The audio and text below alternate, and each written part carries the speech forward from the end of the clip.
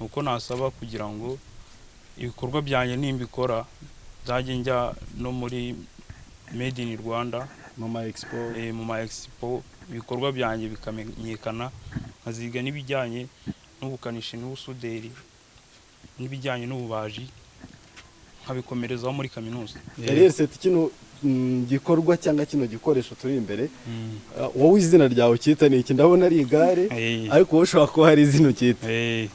Igikorwa cyanjye rero nkita ari ibyuma bivanze n'imbaho. Ni igare ry'ibyuma n'imbaho.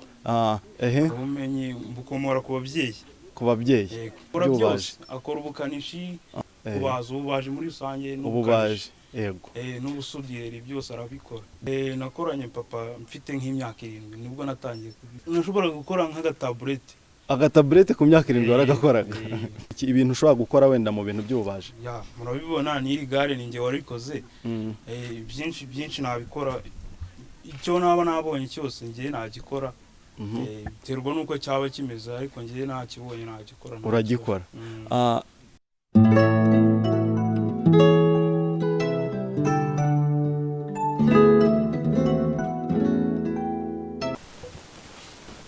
Ni Inzozi TV online, turacyabasaba gukora subscribe, gukora share ndetse no kuwakora like ku nkuru tuba twagiye dukora, ukaduheza comment. Byaba byiza hakaba hari ibitekerezo runaka waduheza.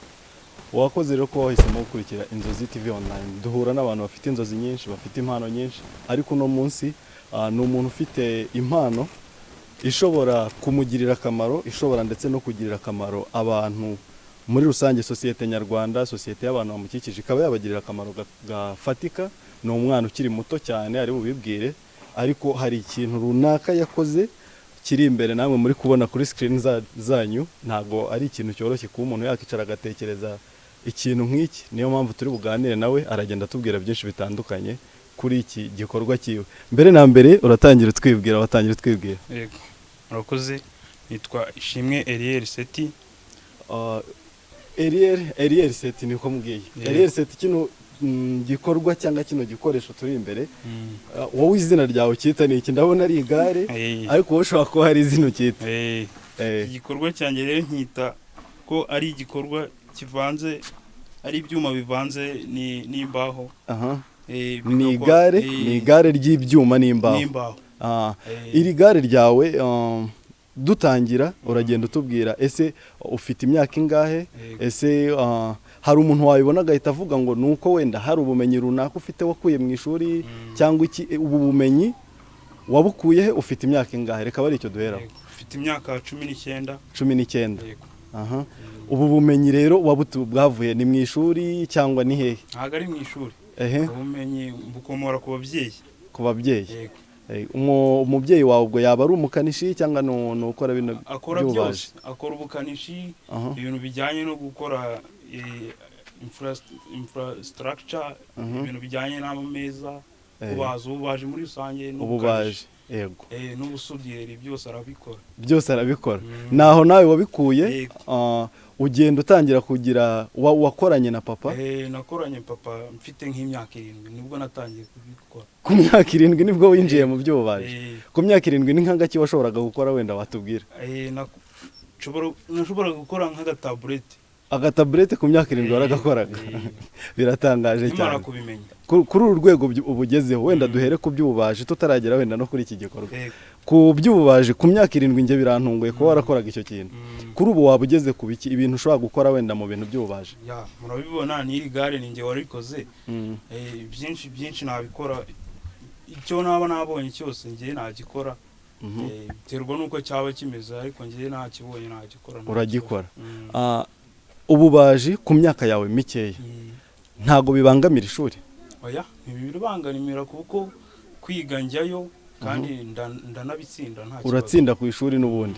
Hari umwana ushobora kuba akubona akavuga ngo, hari abantu bavuga ngo iyo umuntu abonye amafaranga akiri muto ishuri rirapfa. Wowe ntago ripfa? Ntago ripfa rwose. N'umwanya wo kwiga ntago ubura.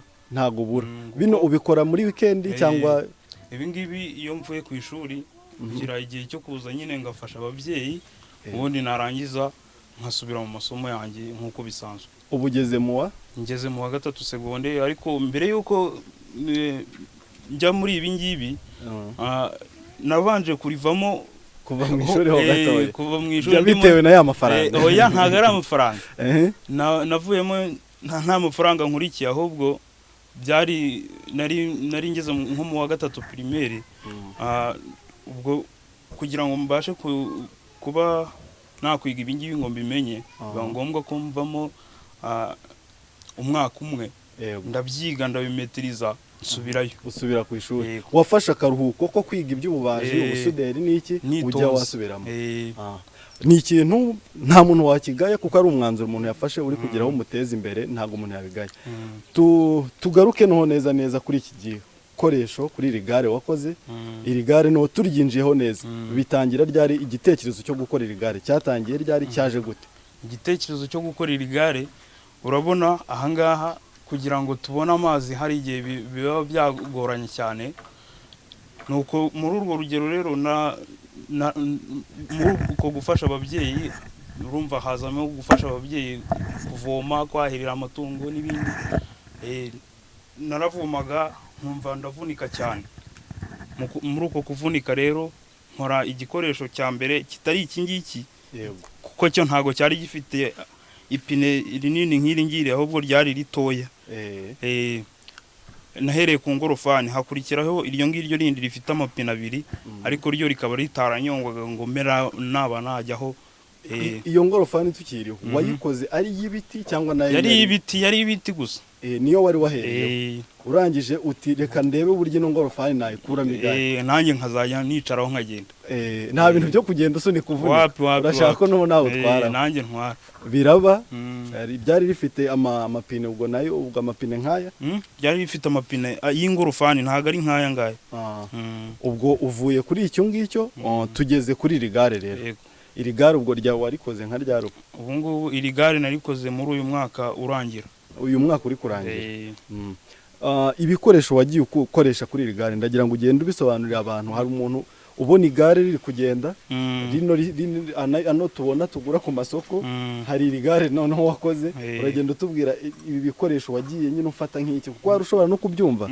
ukagira ngo wafashe igare ry'abandi urariterateranya ukoramo iki mu gihe ndi kugira ngo twumve ibitekerezo byawe n'ubu buryo bitandukanye ibitekerezo byanjye biratandukanye cyane kuko nk'iyi kadere yose ikadere y'ubwayo ni igiti uretse iki cyuma cy'imbere gutya ahangaha n'ibi ngibi na bino by'inyuma n'izi feri zifata feri nyine nibyo byuma biriho ariko ikadere y'ubwayo bwite ni igiti kadre wayikoze mu giti ese ntago bishobora kuba byatuma wenda impanuka cyangwa uramutse ukoze impanuka byaba byoroshye ko ryangirika oya nta kwangirika kuko mba nizeye sekirite yaryo kuko urabona ahangaha bigiye bitoboreye iburo ryinjiramo rigafata rigafunga neza ubwo urumva ko rero mba mbyizeye kuko nk'ahangaha ubu ngubu iki ngiki gifatanye n'icyo hasi kubera ko byahuriye kuri iriya buro niyo igifashe ntabwo bishobora kugira ngo bijegajege cyangwa se ngo bibe hari ikindi kintu byaba nyuma yo gukora iri gare umaze kurikora mu rugo iwanyu ese baragushyigikiye baba bashyigikiye bino bintu ukora barabishyigikiye cyane ariko ubundi ntabwo babyumvaga ko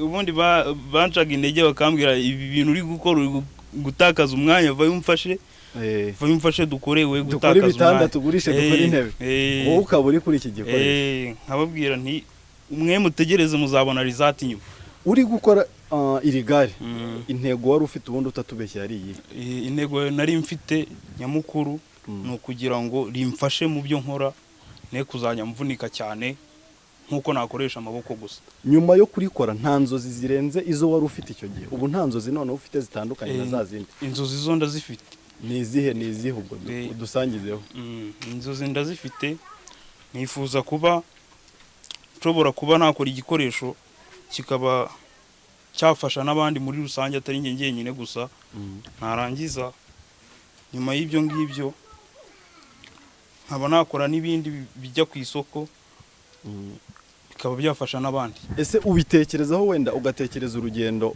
byacamo kugira ngo bigere kuri ibyo bintu wifuza urwo rugendo niba urutekerezaho ubona ubushobozi ubufasha bwo kugira ngo bigereho ubona bwaturuka ubufasha bwaturuka nko kuba mwadukorera ubuvugizi mwe mubasha kutugeraho tukaba twabona ubufasha nk'ibigo bya IPRC bikaza bikatwegera bikatugeraho natwe tukaba twakora ibikorwa bibasha gufasha umunyarwanda muri rusange kugira ngo nanjye nkagira uruhare mu gutera imbere no mu gukora ibikorwa bikorerwa imbere mu gihugu made in Rwanda. Ubivuze neza, uvuze made in Rwanda, ubuhise uganisha ku kintu kimwe.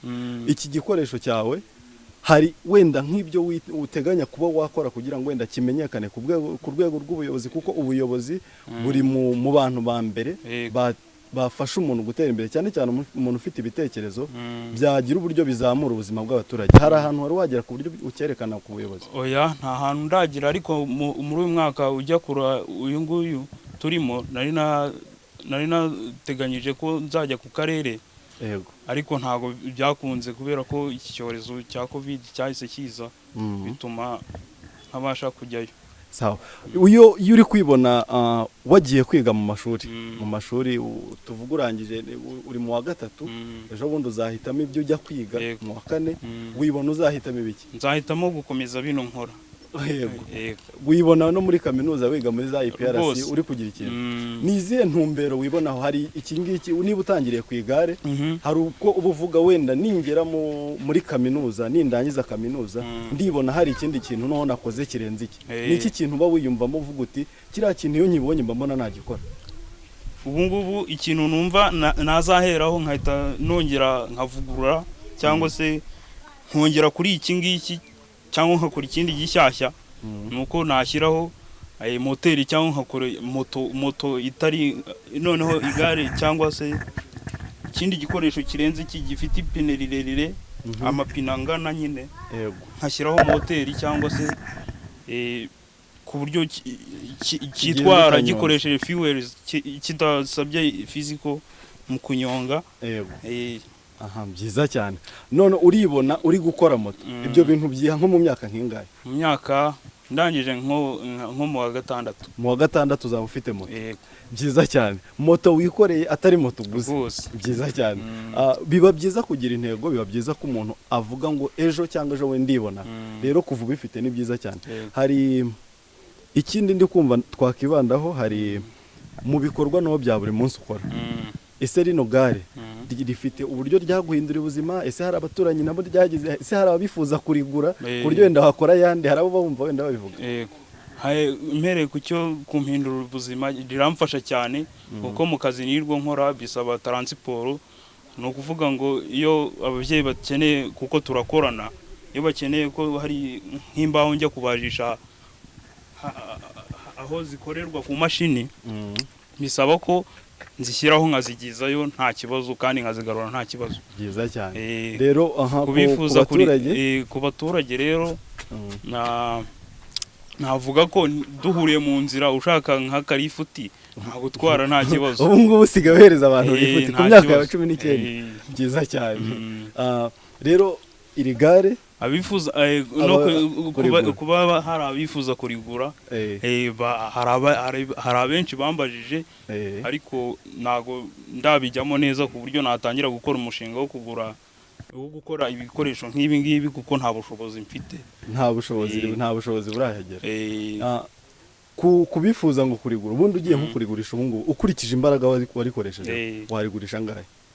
Nkurikije ibyo narishyizeho n'igihe byantwaye, byafata nk'igiciro cy'amafaranga 60,000. 60? Yego. Ndumva iryo gare rigiye kungana na rya rindi n'ubundi tuzi. Ubwo kandi iyo urebye ubona ibyo mu Rwanda ndumva rigiye guhenda kurusha bya bindi biturutse hanze. Wagitekerejeho?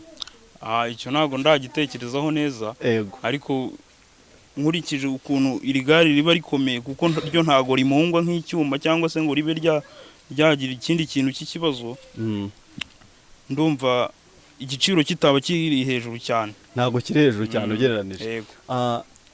watubwiye ko harya utuzu ubu ngubu akazi muri no minsi usigaye ukorwa harimo gusudira yego no kubaza nibyo nibyo cyane cyane bibanda nibyo nibanda mu mashuri watubwiye ko nubundi ngutsinda neza iki cyorezo cya covid kijya kuza abantu bari bafite aho bageze mu mashuri muri no minsi hari uburyo wagiye noho wigira muri ino mirimo yawe ese wabonaga akanya ko gusubiramo amasomo akanya byo birumvikana kuko n'akazi kaje ari kenshi akanya kabaye gatoya ariko rimwe na rimwe ugira utyo ukareba mu ikayi kugira ngo utagira ikintu cy'ikibazo cyo kwibagirwa iyo urebye covid ahantu yakubangamiye cyane ni muri ino mirimo wari urimo muri ibi byo kubaza bino ukora bya buri munsi cyangwa ni mu mashuri aho yakubangamiye cyane mu mashuri niho yakubangamiye cyane rwose kuko ubu ngubu mba ngiye kurangiza uwo wa gatatu ngiye mu wa kane urumva naradindiye muri rusange twese nk'abanyeshuri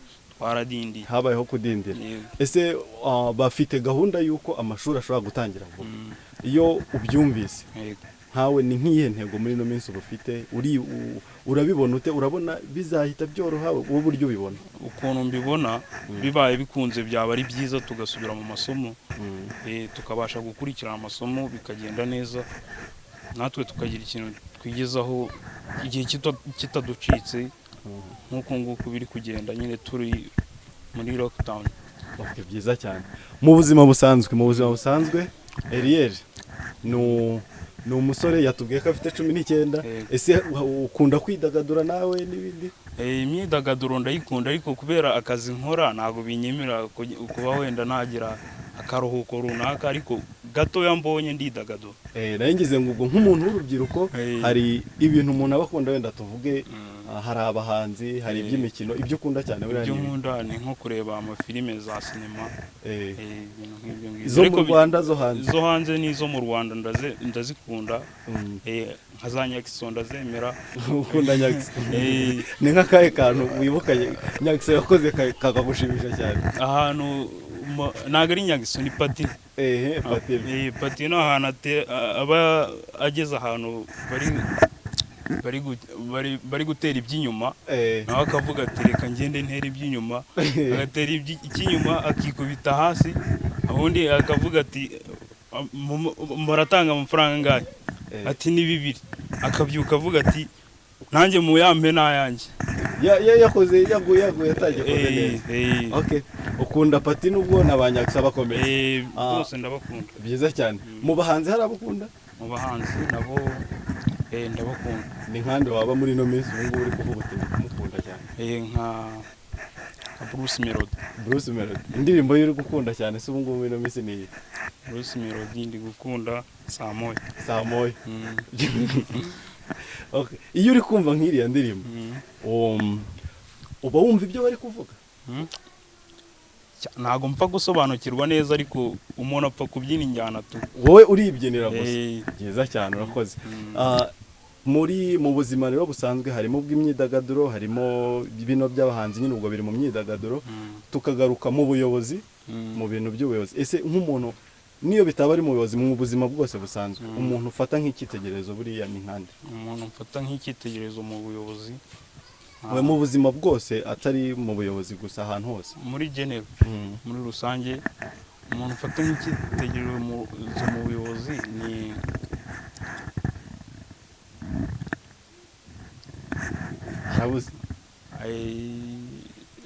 ni Perezida Paul Kagame ni perezida wacu yego hanze yabarinde mu Rwanda ubwo ni perezida wacu hanze Nelson Mandela ukunda ibintu yagiye akora ni nk'iki wibuka cyane ukavuga uti uyu muntu numva naba nkawe yateje umunyafurika muri rusange imbere amenyekana ku ruhando mpuzamahanga rero biba bituma nawe wumva hari ibyo wakora hakagira aho ugeza inzozi zanjye nyine zikamenyekana byiza cyane dusoza rero hari abana bari mu ngo iwabo hari urubyiruko umuntu uri bubone nk'iki kiganiro hari inama ushobora kumubwira nkawe yegura umwana ariko nturi umwana nk'abandi kuko uri wakoze iki gikorwa cyawe gifite ikintu kinini cyane kizaguhereza kandi n'inzozi ufite n'undi zifite aho zizakugeza. Hari uri hariya we wirirwa mu biyobyabwenge, wirirwa mu mafuti akora amakosa ari aho ngaho, ni nk'izihe nama wagira abantu mungana cyangwa n'abatoya bashobora kukumva? Abana nagira inama turi mu kigero kimwe nuko bakora kandi bagakora ibibafitiye akamaro kugira ngo nabo bazagira ikintu bimarira ejo hazaza, noneho bikaba bifitiye akamaro bo n'ababyeyi babo babafashije. Byiza cyane, niyo nama watanga. Kandi bakirinda n'ibyo biyobyabwenge kuko nta kintu byabagezaho. Byiza cyane. Dusoza hari kino gikoresho watubwiye ko kugira ngo ugikore, kugira ngo ukore byinshi nkabyo, kugira ngo ube wagera kuri moto ukeneye ubushobozi. Ubushobozi watubwiye ko aho bushobora guturuka harimo mu buyobozi, hari ukubohereza ku mashuri nka za IPRC. Ni iki rero kintu noneho wabwira umuyobozi wenda uri burebe kino kiganiro cyangwa umuyobozi w'ayo mashuri wabona kino kiganiro, ni iki nawe wamusaba nk'icyifuzo watanga? Icyifuzo natanga ni uko mbashije kuba ndangije amasomo yanjye, wenda ngarukiye ngeze nko mu wa 6 segonderi ndangije tsinze, nuko nasaba kugira ngo ibikorwa byanjye nimbikora nzajye njya no muri Made in Rwanda mu ma expo ibikorwa byanjye bikamenyekana, nkaziga ndangije amasomo yanjye nkaziga n'ibijyanye n'ubukanishi n'ubusuderi n'ibijyanye n'ububaji nkabikomerezaho muri kaminuza. Byiza cyane, wakoze cyane. Yego namwe mwakoze kuza. Ni Inzozi TV Online, twahuye n'umuntu ufite igikorwa yakoze, ndakeka mwakibonye. Ni igikorwa gishimishije kubona umuntu w'imyaka 19 ashobora kwitegereza igare riri kugenda, wagatekereza ko yakora igare ry'ibiti kandi akabigeraho, akaba afite inzozi zo gukora moto. Ni mwebwe, ni twebwe byagirira akamaro, mwamushyigikira. Kora subscribe aho hepfo, kora like ndetse na share kuri izi nkuru dukora kugira zigere kuri benshi, zigira icyo zabagezaho. Twabashimira kuba mwahisemo Inzozi TV Online. Ciao.